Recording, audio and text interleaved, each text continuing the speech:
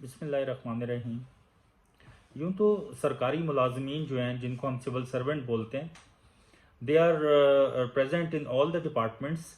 लेकिन police force जो है हमारे पंजाब की, that is a very disciplined force. और जब भी कोई पुलिस का ऑफिसर या मुलाजिम किसी फौजदारी मुकदमे में इन्वॉल्व हो जाए, यानी उसके खिलाफ कोई मर्डर का केस हो जाए या उसके खिलाफ एब्डक्शन का केस हो जाए या रैंसम का केस हो जाए, और डिपार्टमेंट और ट्रायल ये दोनों साथ साथ चल रहे हों, तो उसकी क्या इम्प्लीकेशन होगी। अभी मैंने लास्ट जो मेरा वीडियो था उसमें I have discussed criminal act by a banker. आज मैं आपको ये बताने वाला हूं कि जब किसी हीनियस क्राइम में कोई पुलिस ऑफिसर या पुलिस मैन वो इन्वॉल्व हो जाए, तो क्या क्रिमिनल ट्रायल में उसकी बरियत या उसकी सज़ा वो उसके तमाम मामले को ख़त्म कर देगी, या कि फिर भी उसका जो महकमा है उसकी मर्जी उसको नौकरी में रखे या ना रखे।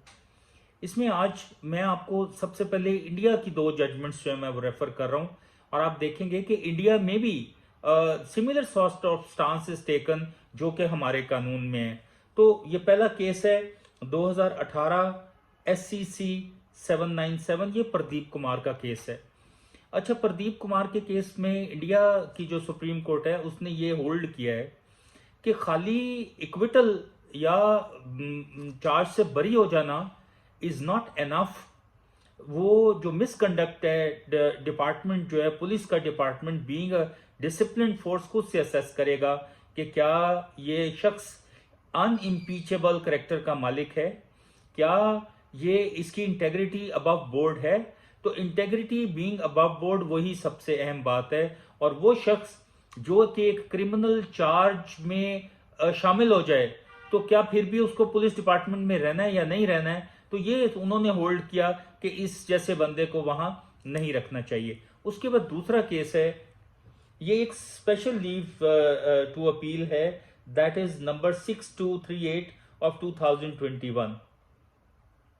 अच्छा, इस केस में पुलिस मुलाजिम था, उसने उसके ऊपर किडनैपिंग का चार्ज था, एब्डक्शन का चार्ज था, और साथ में रैंसम क्लेम करने का चार्ज था।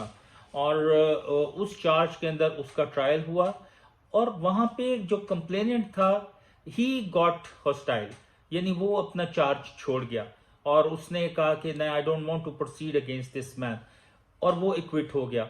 But even then it was held by the supreme court कि किसी का हॉस्टाइल हो जाना या मिल के साथ मुलजम के अपना चार्ज पे कायम ना रहना, वो इस चीज़ की श्योरिटी नहीं है कि अगर इक्विटल इस तरह का मिल भी जाए तो तब भी पुलिस फोर्स बाउंड है आपको रखने की अपनी जॉब में कि जी क्योंकि बरियत हो गई, इक्विटल हो गया तो बात खत्म हो गई। No, supreme court of India has held no, that's not enough. If the department feels that you are not a man of integrity, if the department feels that no, you are not the person to remain in the police force, so that is their choice to keep you in the job or not, और आपको वो निकाल भी सकते हैं। और यही view जो है वो मेहर सिंह का केस था एक, उसमें भी the same view was taken. लेकिन अब मैं आपको एक थोड़ी सी यहाँ पे एक एक्सेप्शन देता हूँ। 1998 SCMR है 1993, यहाँ पे एक मर्डर केस था पुलिसमैन का ही। वहां पे द कॉम्प्रोमाइज वाज अचीव्ड और वहां पे नो चार्ज वाज फ्रेम्ड, और वाकई में that case was not a true case, और वो उस शख्स के ऊपर वो एक बिल्कुल झूठा केस डाला गया। तो वंस इट इज असेस्ड कि बिल्कुल एक झूठा केस जो है वो डाला गया, and the trial court itself did not frame the charge on him, और जब चार्ज ही नहीं बनेगा किसी शख्स के ऊपर तो फिर ऑफेंस कमिट करने का कोई कोई वो रह नहीं जाता कि he has committed that offence.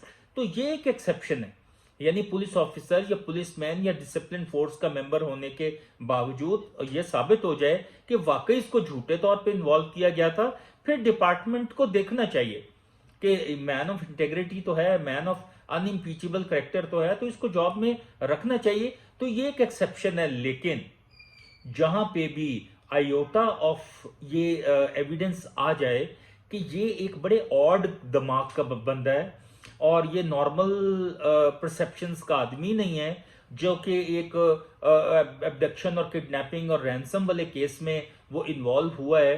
और वो बेशक बरी हो गया, लेकिन अगर बरियत जो है वो कॉम्प्रोमाइज पे होती है या बरियत वो किसी गवाह की मदद से होती है, तो वो बरियत बरियत नहीं है।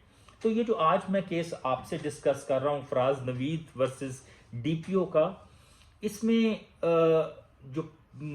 जो ईएनडी एफिशिएंसी एंड डिसिप्लिन रूल्स हैं 1975 के पंजाब पुलिस के, इसके तहत इस शख्स के खिलाफ डिपार्टमेंट ने कार्रवाई की। और इसके खिलाफ एक मर्डर केस भी था जिसमें कि ये इन्वॉल्व हुआ। उस मर्डर केस में दहशत गर्दी का जो सेक्शन 7 था वो भी that was also being part of the charge against him.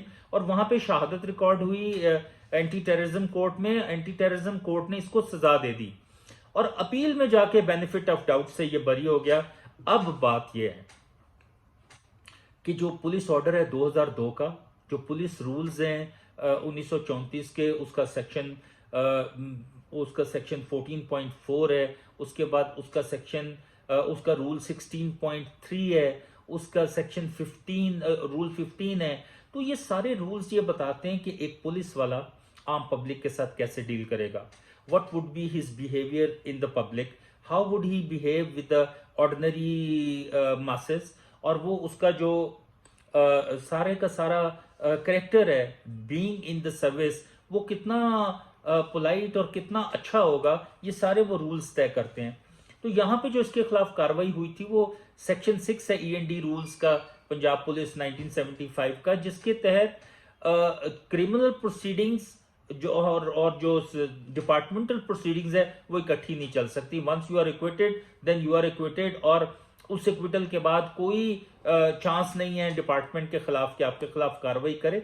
लेकिन इस केस में जो सुप्रीम कोर्ट ने होल्ड किया, सुप्रीम कोर्ट ने कहा नहीं, हम इंडियन केसेस को फॉलो करते हैं। और उसके बाद सुप्रीम कोर्ट ऑफ पाकिस्तान ने 2020 SCMR 1708, और ये अब्दुल मजीद वाला केस है, और 2021 SCMR है 420, ये भी डीपीओ वर्सेस आमिर मजीद का केस है। ये दोनों केसेस पर रिलाय करते हुए सुप्रीम कोर्ट ऑफ पाकिस्तान ने कहा कि बिल्कुल ठीक है, अगर इक्विटल किसी गलत फहमी की बुनियाद पर नहीं हुआ, अगर एक झूठा केस है, then that is totally a different story. But once कोई कॉम्प्रोमाइज हो जाए, कोई गवाह हॉस्टाइल हो जाए, कंप्लेनेंट हॉस्टाइल हो जाए, कंप्लेनेंट चार्ज लगवाना ही ना चाहे पैसे लेके, और जो गवाह हैं वो पैसे लेके बैठ जाएं, तो ये this is not a formation कि जहां पे आप उस इक्विटल को बुनियाद बनाकर फिर भी कहें कि नहीं, इस शख्स को मुलाजमत में रखा जाए। सुप्रीम कोर्ट ने ये होल्ड किया है कि such like people they should not be allowed to remain in service, और ये बात भी दुरुस्त है। If you are a man of such a character कि आप मर्डर केसेस में या आप एब्डक्शन केसेस में यू आर इन्वॉल्व, तो in such like cases such like person should not remain in the job.